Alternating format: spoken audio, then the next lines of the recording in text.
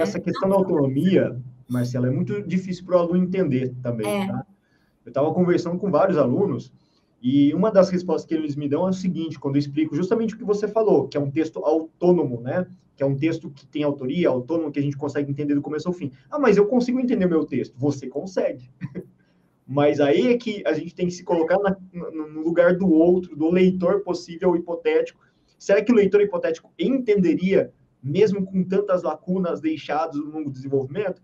Ah, não sei, é muito complicado o aluno sair de si e ler o texto de maneira objetiva e não por influenciado por meio de aspectos emocionais dele, né? Ele escreveu, o texto é dele. Eu vejo muito essa dificuldade também, viu?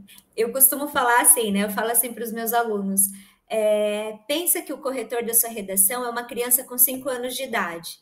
Vai perguntar o porquê de tudo. Você sabe bem, né, Ricardo?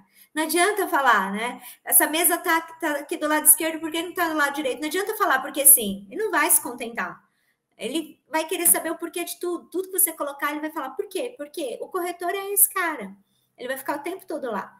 Mas por quê? Mas por quê? O que o Marx tem a ver com isso? Essa semana mesmo eu peguei uma redação e o menino colocou lá o Marx. Eu falei, mas por que o Marx está aqui? Está aqui em qual sentido? Né? O que você quer fazer com a teoria dele? Não fica claro para o texto. Ah, é porque eu não conheço Marx? Não, eu conheço a obra do Marx, mas eu tenho que pensar justamente nesse sentido de que o texto ele é uma unidade, ele precisa ter essa unidade. E se a gente não colocar isso em prática, e aí, né, eu também percebo que isso é difícil para os alunos entenderem, mas isso vem com a prática, né, Ricardo? Quanto mais nós escrevermos, mais a gente tem aí esse processo autoral bem definido para a gente. E a gente começa a viver a autoria, independentemente de aí entender entra no a teoria. problema da pergunta sobre, cadê? Eu não sei, nem lembro quem fez a pergunta, mas sobre usar formulinhas. Quem usa formulinha? Quem fica atrás de formulinha normalmente? Não é aquele aluno que começa o ano e finaliza o ano estudando redação. Quem vai atrás de formulinha é aquele aluno de 1 mês de estudo de redação, de 2 redações, 3 redações no ano inteiro. Né? É aquele cara que não se preparou.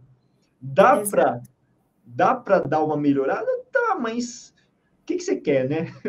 Você quer realmente um 700 mais, um 900? Depende também muito dos seus objetivos, né? Eu acho que eu falo sempre com o aluno que quer 900 mais. Então, a gente tem que sempre priorizar as qualidades e dar os direcionamentos necessários para ele melhorar. Por isso que a gente bate na tecla. O professor é impressionante redação, né? Você também é assim, eu também sou assim. Começa o ano, vamos escrever uma semana, uma redação por semana, 2, o que der, uma a cada 10 dias, mas você tem que treinar. E vai o bendito do peão lá, desculpa falar peão, né, meus queridos alunos, mas vai o bendito do cidadão lá. Ah, professor, eu escrevi uma redação um ano inteiro, tem como tirar 900? Ah, meu querido, desculpa, mas... Né?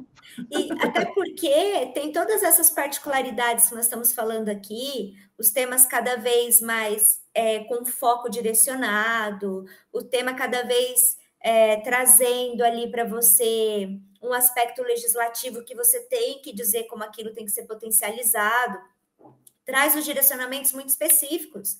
Se você não tiver treinado para ler isso, você vai ficar exausto. Você vai ficar exausto no meio da prova. E a gente tem que lembrar que não é só uma prova técnica e cognitiva, mas ela também é um teste físico e emocional. Você tem que estar preparado para tudo isso. Agora, quando você começa a fazer todo esse desenvolvimento, vai lendo, vai produzindo, vai tendo feedback da correção, começa a ficar instantâneo para você. Você já não se assusta mais com a temática. Você olha, você corta daqui, você corta dali, né? E você já vai fazendo seus esqueminhas, você já vai pontuando ali o teu projeto de texto, como se fosse uma coisa... É igual dirigir. Dirigir, quando a gente está tirando carta, nossa, é um bicho de 7 cabeças. Eu olhava assim, eu nunca na vida vou conseguir... Como é que eu vou...